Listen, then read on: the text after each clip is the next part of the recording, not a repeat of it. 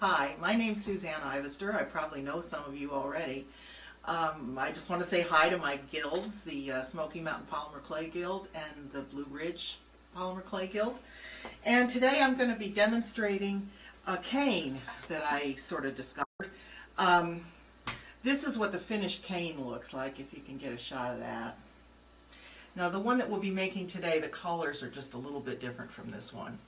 But this was an early attempt.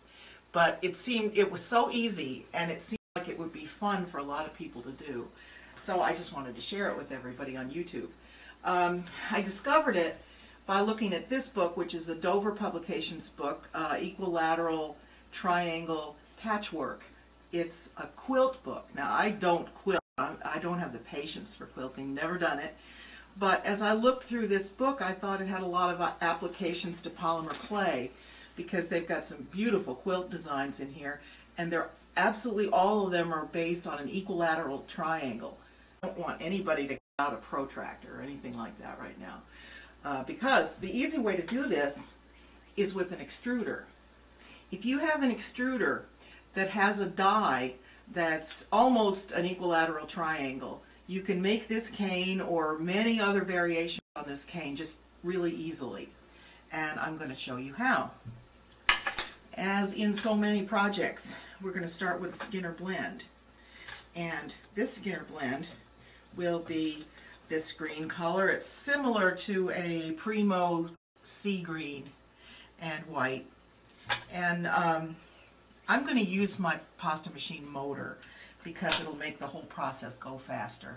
But it'll be a little noisy and I won't talk while I'm doing it. So I'm just going to run this through 3 or 4 times in case some of you don't know how to make a Skinner blend. What I've done is taken 2 triangles, one of each color. These are not our equilateral triangles, these are what they call right triangles, because when you put 2 of them together it forms a square or a rectangle. And I want to run this through in my pasta machine the same direction every time. And I'll show you how that's done. First time we'll just run it through without folding. I'll just put it through one time. I've got my machine set to the thickest setting.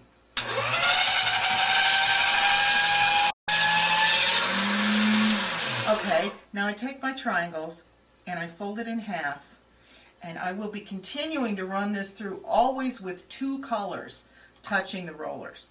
I don't ever want to have only one, like white or green. It has to have 2 colors touching the rollers every time you fold.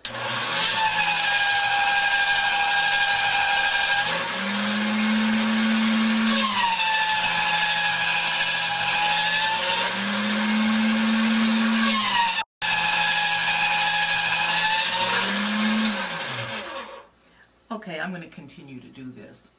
Okay, now I've run this through probably 10 or 12 times on my thickest setting. And for our purposes today, I think this is probably a good enough gradient blend for what we're going to do. And I've been running it through this way, my pasta machine, folding it each time. But now I'm going to start with the light end, and I'm going to run it through on the thickest setting with no folding this time. Don't fold it. I'll do 1, 2, 3, 4 on progressively thinner settings of the pasta machine until we get up to about a number 6 on my machine, which is one of the thinner settings. Now if you have, you'll see that my piece will be getting longer and thinner.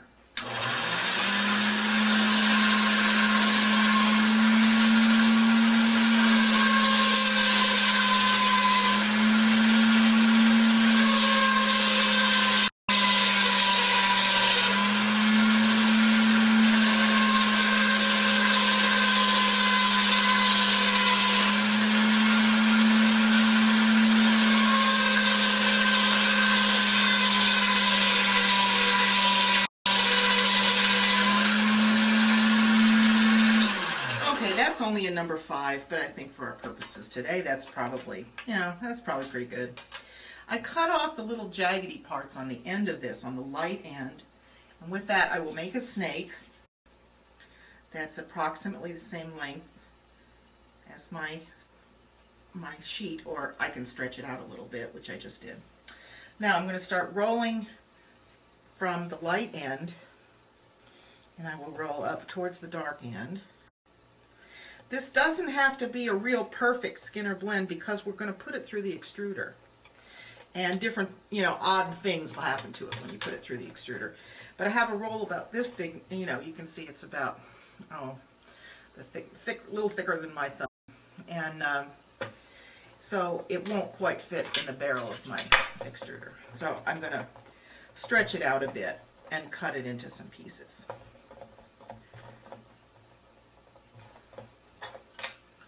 Okay, that'll probably work now. All right, that's what it looks like when you cut it. Again, there's a little bit of air in there, but because we're putting it in the extruder and we don't need a perfect blend as though we were making another kind of a cane, this is just fine.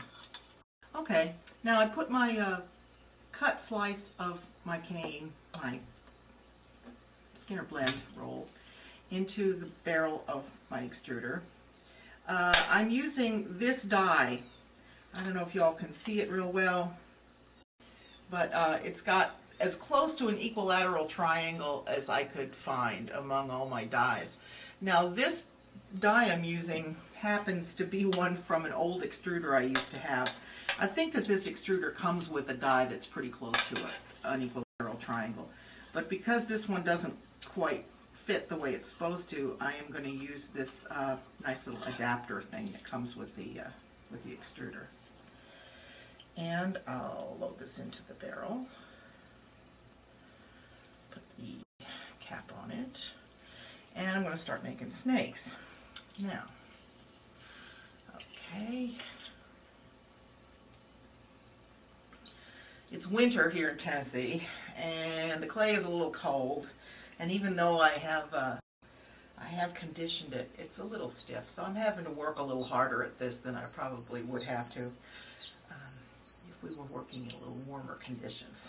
But anyway, now what I have here is a triangular rope, I guess I'd call it, of clay, and I want 6 of these green ones like this. The length doesn't matter how long it is. This is probably about, I don't know, 8 inches or 7 inches or something, and doesn't matter what the length is as long as they're the same.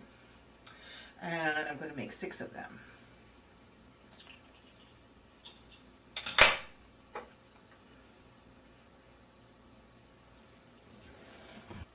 Okay, now I have finished making my 6 green triangular ropes, and I made 6 purple ones exactly the same with a purple and white Skinner blend. I made the Skinner blend the same out of purple clay. This is actually I can't tell you really what color it is because I bought some used clay from a friend of mine, some scrap clay, and conditioned enormous quantities of it.